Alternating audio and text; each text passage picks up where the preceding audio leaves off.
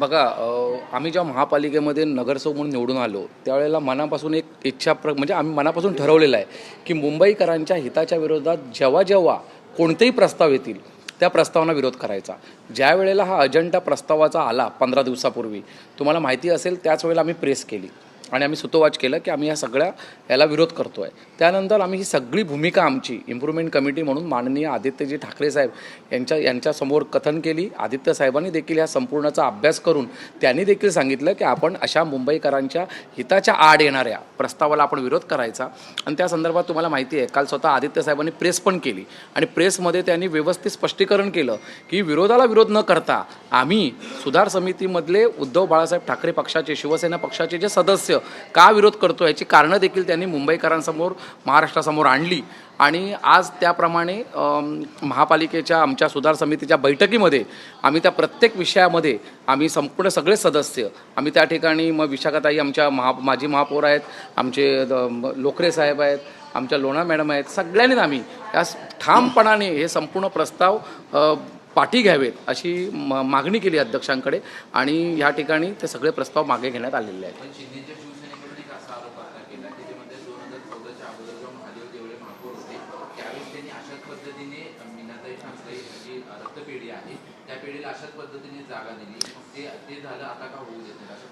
कसं असतं माहिती आहे काय, एखादी गोष्ट केली म्हणून ती पुन्हा करावी असं काय सांगितलेलं नाही आहे. एखादी गोष्ट केल्यानंतर त्याचे दुष्परिणाम, त्याचा फायदा तोटा कळतो. जर आपल्याला आता दुष्परिणाम कळत आहेत तर त्याप्रमाणे पुढे त्या गोष्टी टाळल्या गेल्या पाहिजेत. समजा 20 वर्षापूर्वी, 25 वर्षापूर्वी कुठल्या गोष्टी केल्या, त्यावेळेला जेव्हा गोष्टी झाल्या त्यावेळेला सगळेच एकत्र होते. या ठिकाणी असणारा भारतीय जनता पक्ष देखील त्यावेळेला आमच्यासोबत होता. परंतु आज माझं एक म्हणणं आहे की मागच्या गोष्टी उगाळण्यापेक्षा आता पुढे जेव्हा आपण मुंबईकरांच्या दृष्टिकोनातून चांगले निर्णय घेतले पाहिजेत, चांगले ठराव आणले पाहिजेत आणि जे काही चुकीचे ठराव येतात या ठिकाणी त्याला विरोध केला पाहिजे. आणि आमची भूमिका तीच राहील यापुढे. ज्या वेळेला मुंबईकरांच्या विरोधामध्ये मुंबईकरांना कुठे म्हणजे तोटात टाकणारे, मुंबईकरांच्या जो काही राहणीमान आहे त्याला कुठेतरी बाधा पोचेल असे जेव्हा ठराव येतील तेव्हा शिवसेना म्हणून आम्ही त्या ठिकाणी विरोध करणार. आता किरण लांडगे म्हणताना म्हटले की रक्त हे विकताही येत नाही आणि विकत घेताही येत नाही.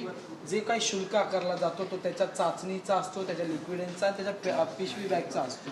त्यामुळे त्याचा हा जो आरोप आहे तो थेट खोटा आहे. चुकीचं म्हणाले किरणला मी एवढंच सांगेन की आमचा मूळ आक्षेप काय होता की मुंबई महापालिकेच्या ज्या रक्तपेढ्या आहेत, मग KMची रक्तपेढी असू दे, सायनची असू दे, त्याचप्रमाणे आमची नायरची असू दे, या रक्तपेढ्या सक्षम केल्या पाहिजे. तुम्ही स्वतःच्या रक्तपेढ्यामध्ये 3-3 महिने मशीन बंद ठेवाल आणि मशीन बंद ठेवलं त्यामुळे प्लेटलेटचं उत्पादन होत नाही आहे, लाल पेशीचं उत्पादन होत नाही, प्लाझ्माचं उत्पादन होत नाही आणि लोकांना सांगाल की बाबा आता आमच्याकडे मिळत नाही, तुम्ही प्रायव्हेटमध्ये घ्या.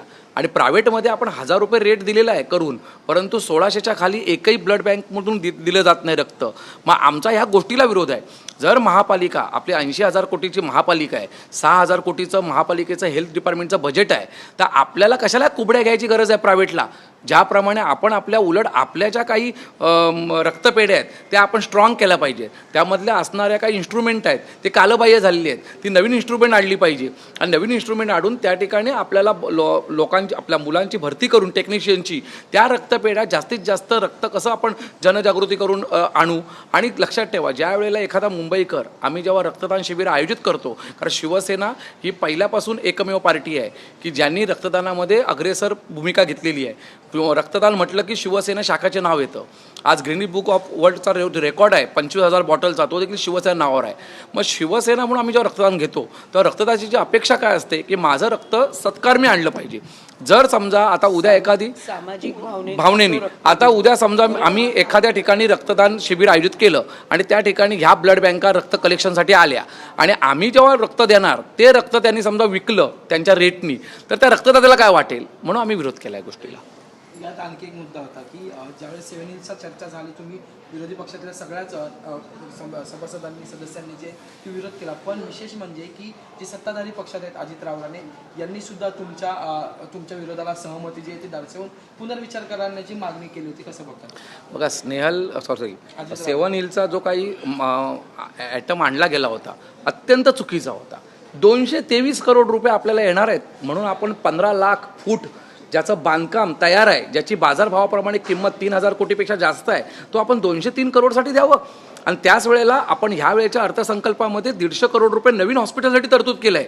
मग नवीन हॉस्पिटल करण्यापेक्षा जे आहे ते हॉस्पिटल जे आपण कोविडमध्ये रन करून दाखवलं आहे, आपल्या विशाखाताईंनी सांगितलं की कोविडमध्ये रन करून दाखवलं आहे, मग ते जर 1500 बेडचं आपण हॉस्पिटल चालू केलं स्वतः महापालिकेने, तर गरिबांना न्याय मिळेल. आणि मी त्या ठिकाणी सांगतो, नर्सिंग कॉलेज आहे त्या ठिकाणी. आज जर हे हॉस्पिटल एका प्रायव्हेट मालकाच्या घशात गेलं तर उद्या नर्सिंग कॉलेज देखील प्रायव्हेट मालकाच्या घशात जाईल. आज आपण नर्सिंगच्या मुलींना आपण ॲडमिशन देताना माफक फी घेऊन देतो मुंबई महापालिकेच्या, ज्या काही 4 आपल्या इन्स्टिट्यूट आहेत. आता त्याच वेळेला ह्याच इन्स्टिट्यूटमधून डोनेशन घेऊन दिलं जाईल ॲडमिशन. म्हणून आमचा विरोध आहे. आणि राव राणेंचं मी अभिनंदन करेन की त्यांनी देखील आम्हाला त्या ठिकाणी सपोर्ट केला. विशाखाताई, तुम्ही म्हटलात की हे 7 हिल्स असो, ब्लड बँक असो, कॉन्शियस होऊन या सगळ्या गोष्टीचा विचार करायला हवा. फक्त मी काय म्हटलं की 7 हिल्स जे आहे हे एक हॉस्पिटल दिल्यानंतर तो प्रेसिडेंट होईल की बाबा चला खाजगी बृहन्मुंबई महानगरपालिकेची जी हॉस्पिटल्स आहेत ती आता खाजगी यांना द्यायला सुरुवात झाली.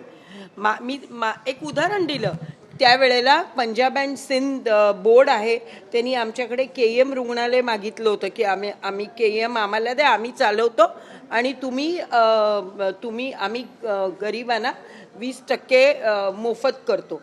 त्यावेळेला सरदार तारासिंग जे त्यावेळचे नगरसेवक होते BJPचे, ते म्हणाले पंजाब सिंध माझ्याशी निगडीत आहे, तरीसुद्धा मी याला विरोध करतो कारण गरिबांना इथे न्याय मिळणार नाही.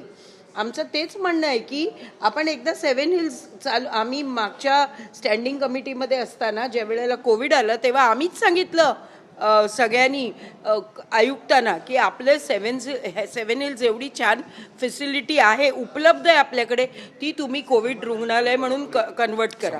आणि त्यांनी ती कन्वर्ट केली आणि किती यशस्वीरित्या हजारो रुग्णांना त्या 7 हिल्समध्ये चांगले उपचार मिळाले. आता कसं आहे, आता जर का रिलायन्स किंवा कोणी असो त्यांना गेलं तर उद्या 20% लोकांना आहे ना ते पोर्चमध्ये सुद्धा घेणार नाही गरिबांना. हा ग्लोबलचा अनुभव आहे आम्हाला. ग्लोबलमध्ये किती 15% सीट्स रिझर्वड आहेत, किती टक्के आहे ना, काही करत नाही. फक्त ऑन पेपर सगळं असतं पण त्याचं काही कोणी अंमलबजावणी करत नाही. आणि म्हणून गरीब जे रुग्ण आहेत, आता वाईट वाटतं की आपल्या टाटा रुग्णालयाच्या बाहेर किंवा इथे रस्त्यावर बाहेर गावून आलेली लोक रस्त्यावर राहत आहेत, त्यांचे नातेवाईक, पेशंट आत असतो आणि नातेवाईक ही किती विदारक परिस्थिती आहे.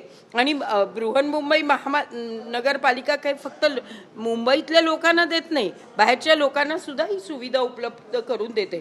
त्यामुळे आपल्याकडे 1500 बेडचं एवढं मोठं हॉस्पिटल उपलब्ध असताना आपण ते प्रायव्हेट माणसाच्या घशात घालणं योग्य नाही.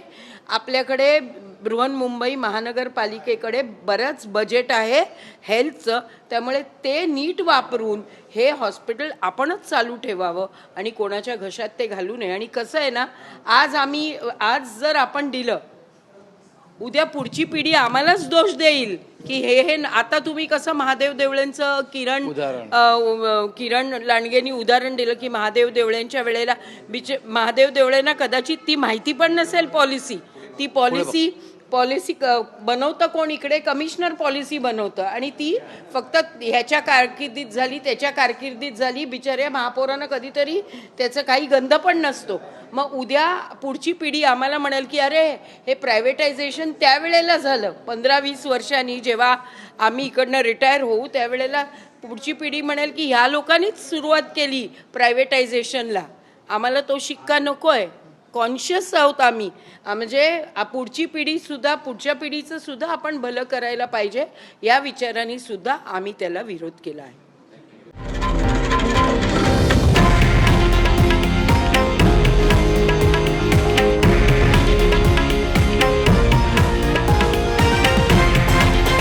हे आहे देशातील नंबर 1 न्यूज नेटवर्क आणि आपण पाहत आहात TV9 मराठी, एकमेव.